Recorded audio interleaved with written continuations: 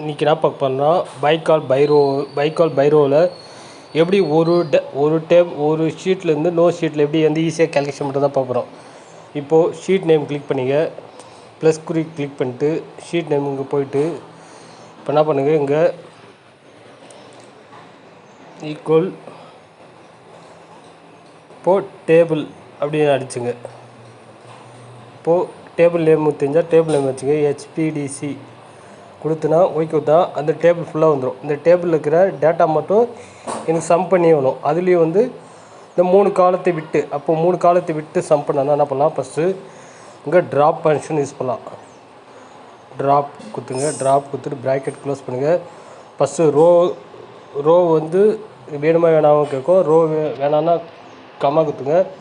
காலம் எத்தனை வேணான்னா 1 2 3 வேணான்னா 3 குத்துங்க. 3 குத்துட்டு ப்ராக்கெட் க்ளோஸ் பண்ணிட்டீங்கன்னா இப்போ எல்லாம் ஒரே காலம் வந்துடும். இப்போ வந்து இதில் வந்து நம்ம பை காலம் யூஸ் பண்ண போகிறோம்.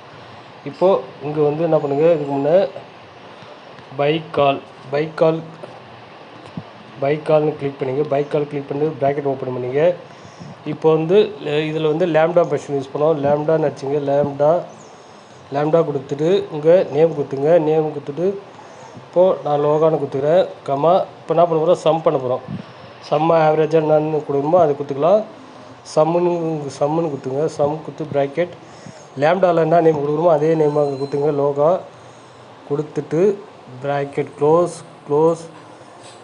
கொடுத்துட்டு ஓகே கொடுத்தீங்கன்னா இப்போது எல்லா டேட்டாவும் வந்து சம் பண்ணி காலம் வைஸ் இவ்வளோ டிஃபெக்ட் இருக்குது, ஓகே குவான்டிட்டி ரிஜெக்ட் குவான்டிட்டி வந்துடும்.